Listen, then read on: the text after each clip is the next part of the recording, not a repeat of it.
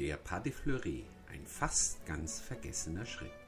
Mit diesem Beitrag möchte ich auf ein spezielles Thema, auf einen Schritt, der fast vergessen ist und manchmal falsch interpretiert wird, eingehen. Den Pas de Fleuret. Pas de Fleuret au Fleuret. Allgemein gilt heute, dass der Fleuret nur ein anderer Begriff für den Pas de Bourrée wäre. Dieses Missverständnis, den Fleuret und den Pas de Bourrée gleichzusetzen, kommt vor allem durch die entsprechende Schritttabelle in Feuillets Chorégraphie ou leur art de décrire la danse von 1701 bzw. 1713.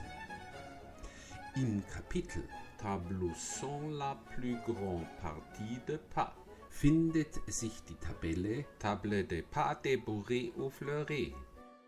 In dieser Tabelle findet sich allerdings kein einziger simpler Pas de Fleuret und vor allem kein Schritt mit dieser Bezeichnung.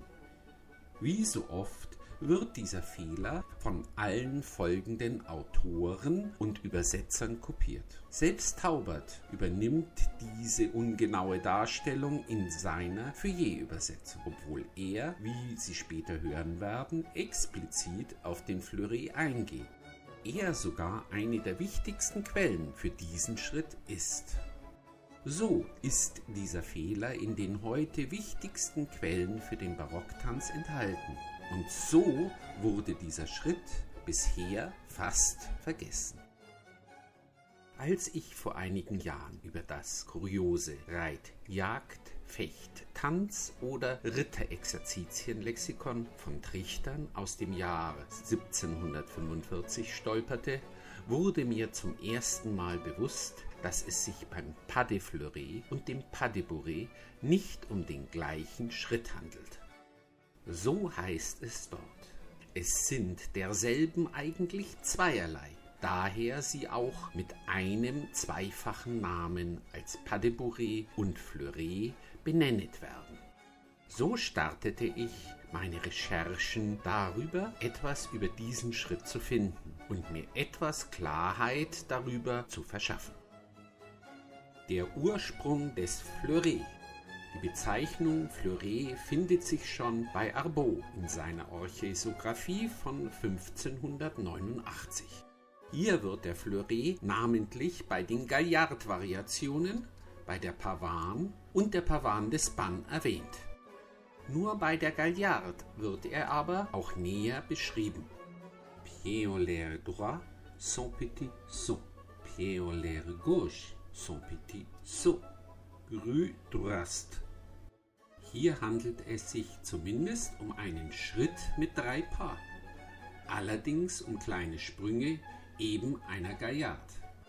Auch in der Instruction pour danser la danse findet sich der Fleuret in vielen Schrittfolgen wieder, wird aber nicht näher erklärt. Aber hier kommt zum ersten Mal auch der Bourrée als eigene Bezeichnung vor. Selbst noch im Dictionnaire François von Richelieu von 1680 wird der Fleuret als schneller und fröhlicher Pas de Bourrée beschrieben. Aber die barocke Tanzschule findet auch erst in den Dictionnaires ab ca. 1690 Beachtung. Es ist nicht ganz klar, wie sich der frühe Fleuret von einem Pas de Bourrée unterscheidet oder wann sich die Begriffe für unterschiedliche Ausführungen getrennt haben. Die spätere Ableitung von einem Fechtschritt ist hier auch nicht zu erkennen. Der Fleuret in den barocken Quellen. Bei Laurin in seiner Handschrift Contre-Danser von 1688 haben der Pas de Fleuret und der Pas de Bourrée sogar unterschiedliche eigene Zeichen. Handelt es sich doch hier um einen ersten Versuch einer barocken Tanzschrift. Vor allem der Fleuret kommt in vielen seiner Choreografien vor, aber es findet sich keinerlei Regel zur Ausführung der Schritte. Der erste Hinweis, wie man den barocken Fleuret machen soll, findet sich im Dictionnaire universel von Antoine Furetière 1690 und 1702. Während der Recherche bin ich dann auch noch auf weitere Verweise auf den zu unterscheidenden Fleuret gestoßen. Am überraschendsten war dabei, ihn in Tauberts rechtschaffenem Tanzmeister oder gründliche Erklärung der französischen Tanzkunst von 1717 zu entdecken. Jedoch nicht in seiner Übersetzung von Feuillet, sondern, nicht so offensichtlich, in seiner Beschreibung der Schritte für das Menuett. Hier ist mir aufgefallen, dass sich der Text von Trichtern sehr stark an der Beschreibung von Tauberts rechtschaffenem Tanzmeister orientiert. Am erfreulichsten für mich wurde ich bei Rameau, in dessen Tableau de Pas de Bourret un avant un Fleuret des Werks Abrégé von 1723 fündig. So findet sich hier doch endlich der Fleuret simple en avant und noch ein Fleuret à deux mouvements à sol in barocker Tanzschrift. Weitere Quellen sind dann noch das schon erwähnte Werk 1745 in Trichterns Kurioses Reit-, Jagd-, Fecht-, Tanz- oder Ritterexerzitien-Lexikon. 1748 Jablonskis Lexikon der Künste und Wissenschaften, 1756 in Diderots L'Encyclopédie, Tom 6, Seite 865, 1773 in der Encyclopédie au Dictionnaire universel und 1686 in der Encyclopédie méthodique. Ars Académie, Équitation, Escrime dans un art de nager. Die Ausführung des Fleuret. Noch am genauesten bzw. verständlichsten von diesen Beschreibungen sind die in den Werken von Taubert und Trichtern, in denen gleich mehrere Fleurets beschrieben werden.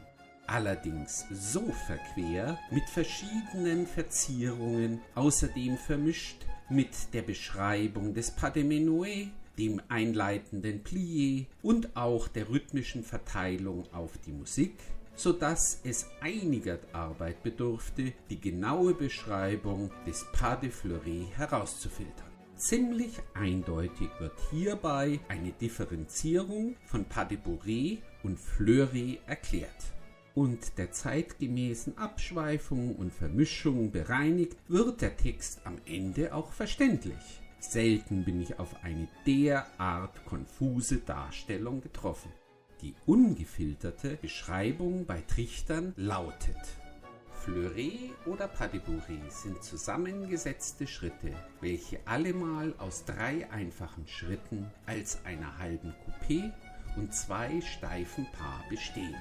Es sind derselben eigentlich zweierlei, daher sie auch mit einem zweifachen Namen als Pas de Bourret und Fleuret benennet werden. Der Unterschied aber besteht nicht in der Versetzung der Coupé und der steifen Pas, sondern nur in der Fortsetzung der Füße, als welche bald in allen 3 Schritten, wie in der Menuett, in einer ordentlichen Reihe nacheinander, entweder vorwärts, rückwärts oder seitwärts, bald auf eine vielfältig veränderte Weise untereinander versetzt werden. Setzet man die Füße in einer Reihe hintereinander fort, so bedeutet es gemeiniglich den ordentlichen Pas de Bourret. Werden aber die Füße bei diesen 3 Schritten untereinander versetzt und vermischet, dass bald bei dem ersten rückwärts und den anderen 2 vorwärts einander nachgesetzt, bald mit einem Fuße nach dem anderen rückwärts und dem vorderen vorwärts avanciert, bald mit dem ersten rückwärts, mit den anderen als vorderen vorwärts und mit dem dritten unterhalb hinter dem vorderen dreinmarschiert wird und so fort. So werden sie Fleuret von dem Rapieren also genennet, weil dergleichen Schritte gemeinlich bei dem Fechten sowohl vorwärts als rückwärts gebraucht werden. Diese Pas findet man 94 Mal verändert. Einige nennen die Fleurets bei den Menuett-Variationibus nicht uneben Chassés oder Flucht- und Jagdschritte, weil dabei nicht nur ein Fuß den anderen gleichsam jaget und von der Stelle forttreibet, sondern auch, weil diese Pas composés gleich noch halb so geschwind als die ordentlichen Pas de Menuet verrichtet werden. Denn da man in dem Hauptpas de Menuet bei jedem Dreivierteltakt nur 2 einzelne Schritte macht, so macht man hingegen hier bei dem Pas de Bourrée oder Fleuret derselben 3. Und so wird also zu jedem einfachen Schritte ein Viertel vom Takte erfordert, dass 2 Chassés oder Fleurets ebenso viel Zeit als ein Hauptpas de Menuet, nämlich 6 Viertelnoten, austragen. Dabei sowohl seitwärts, rückwärts als vorwärts gelaufen werden kann. Andere nennen diese Fleurets auch Pas collants, leniter et libeta fluens, den fließenden Schritt, weil die Füße nicht einer über den anderen vorwärts oder rückwärts gesetzt werden, sondern wie die Wasserwellen einander nachfließen, immer einer den anderen hoch auf den Spitzen gleichsam von einer seiner Stelle forttreiben. Dieser Fleuret ist nun entweder simple, einfach oder double, doppelt. Alles verstanden? So lautet er, zusammengefasst und gekürzt. Das ist aber meine persönliche Interpretation des Textes. Klar, dass es etwas gewagt ist, so stark in einen historischen Text einzugreifen. Fleuret oder Pas de Bourrée sind zusammengesetzte Schritte, welche aus 3 einfachen Schritten, einer halben Coupé und 2 steifen Pas bestehen. Es sind eigentlich 2, daher auch mit 2 Namen als Pas de Bourrée und Fleuret benennet. Der Unterschied besteht in der Fortsetzung der Füße. Setzt man die Füße in einer Reihe nacheinander, so bedeutet es den ordentlichen Pas de Bourrée. Werden die Füße bei diesen 3 Schritten untereinander versetzt und vermischet, so werden sie Fleurets genannt. Einige nennen die Fleurets Chassés, weil dabei ein Fuß den anderen von der Stelle forttreibet.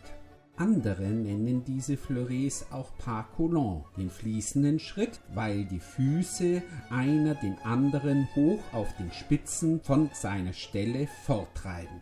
In einer ganzen Anzahl von Kapiteln können wir bei Taubert und Trichtern als Varianten den Pas de Fleuret simple avant, den Fleuret simple oder Pas collant rückwärts, dann den zur Seite nach links und nach rechts, den doppelten und zuletzt den kreuzweise ausgeführten ausmachen. Diese Texte tragen aber wenig zur Klärung bei. Verlieren Sie sich doch noch weiter in Ausführung über die Kombination mit anderen Schritten während der Menuett, der rhythmischen Verteilung im Sechsvierteltakt und verschiedenen anderen Aspekten. Erst bei meiner Arbeit an diesem Artikel wurde mir klar, dass die Bildverweise in den Texten von Taubert ja auf weitere Fleurets in Feuillet-Notation hinweisen. Mit meinen heftigen Kürzungen ist die Beschreibung von Trichtern schon etwas verständlicher, aber doch erst zusammen mit den Fleurets in Tanznotation wird der Schritt richtig klar. Nur in Rameaus Abrégé von 1723 findet man eine korrigierte Schritttabelle, in der die Fleurets gekennzeichnet und benannt sind. Erst durch diese Rameausche Notation wird klar, dass sich der Fleuret durch ein emboîté meist in der Mitte, also als zweite Bewegung oder als zweiter Pas, auszeichnet. Meine Auslegung des Schrittes ist also ein einleitendes Demi-Coupé, also Plié und Pas. Dann weitere 2 Schritte im Levé. Der erste davon wird von hinten in einem emboîté herangeführt. Dieses kann auch schnell wie bei einem Chassé oder einem Chassé sans saute erfolgen. Der letzte Schritt wird dann wieder vorwärts gesetzt. Wo kommt dieser Fleuret in barocken Tänzen zur Verwendung? Am häufigsten trifft man den Fleuret emboîté, der uns ja als Pas de bourrée emboîté geläufig ist. Dieser kommt in ganz vielen Danses de Bal und Ballets vor und das gleich öfters. Wenn man nach dem Fleuret simple vorwärts sucht, ist es etwas schwieriger. In den Balletten findet sich dieser Schritt nicht sehr häufig. Nur in den Soli von Madame Gouillot taucht er ab und zu in der Variante als ein Fleuret vite auf. Dies zum Beispiel in der Gigue pour une femme seule aus der Oper Tancrède oder in dem Entrée pour une femme seule der Oper Atys. Am häufigsten und klarsten konnte ich ihn bei Lorrain finden. In fast jedem Contredanse wird er hier verwendet. Was nun? Pas de bourrée oder Fleuret? Ich hatte ja schon angemerkt, dass Feuillet in seinen Tabellen wie in deren Übersetzung bis auf den Pas de bourrée avant nie den Zusatz bourrée oder fleuret verwendet. Dadurch kam es erst bei späteren, modernen Werken bzw. beim Tanzunterricht zu festen Namen wie dem Pas de bourrée emboîté. Wie schon erwähnt, erkannte ich erst während der Arbeit an diesem Vortrag, dass Taubert in seinem Buch viele der Schritte der Schritttabellen seiner Feuillet-Übersetzung in den nun folgenden Kapiteln ausdrücklich als Fleurets bezeichnet. Im Kapitel Der einfache Fleuret oder Pas coulant vorwärts. Pas de bourrée oder Fleuret nach der linken Hand. Der einfache Fleuret nach der rechten Hand hinter den Fuß. Der doppelte Fleuret nach der Seite kreuzweis, als mit dem rechten Bein vor und hinter und wieder mit dem linken hinter und vor. Oder im Kapitel Der einfache Fleuret oder Pas coulant rückwärts diese gedrehte Variante. Außerdem werden im Kapitel von dem Balancé und dem doppelten Contretemps zusammen 4 weitere Fleurets aufgezählt. Diese gleichen dem heute geläufigen Pas de bourrée emboîté.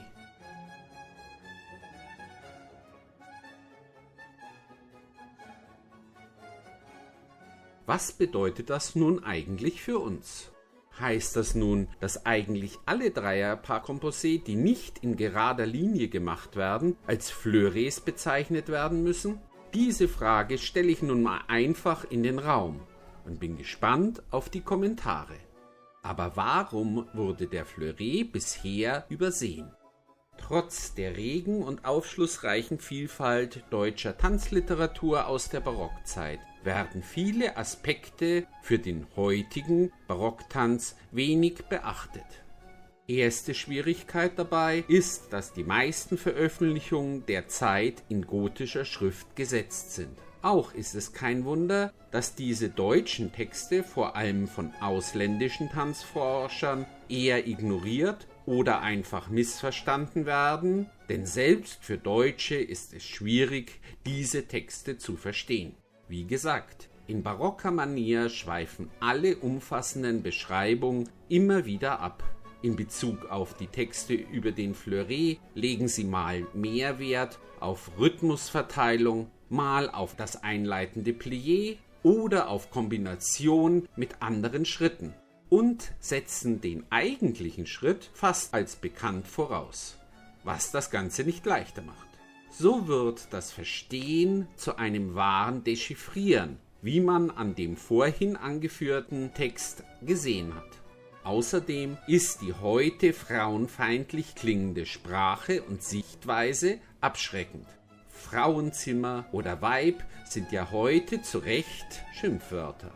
Und vor allem beschneiden die deutschen Tanzmeister den Tanz für Damen, indem sie höfischen bzw. wohlerzogenen Damen sowohl Sprünge als auch barocke Armführung untersagen.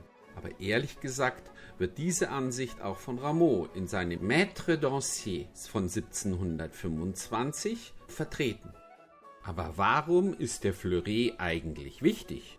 Für mich schließt der Fleuret eine wichtige Lücke zwischen den Wechselschritten der Renaissance und denen des Empire. Ähnlich dem früheren Spezzato oder den späteren Pas allemand oder Levé-Chassé ist der Fleuret ein sogenannter Wechselschritt.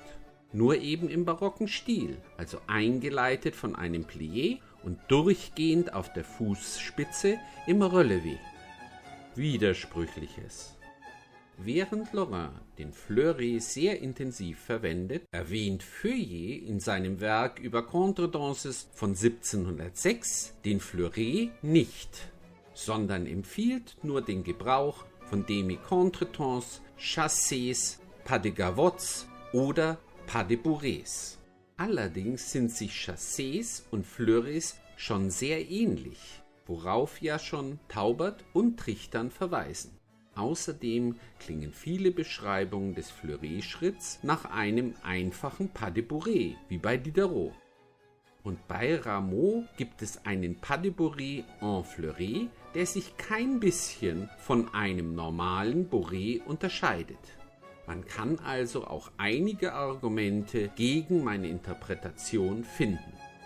Aber eigentlich ist er immer noch da. Als letztes muss ich noch etwas aus meiner Tanzpraxis anmerken.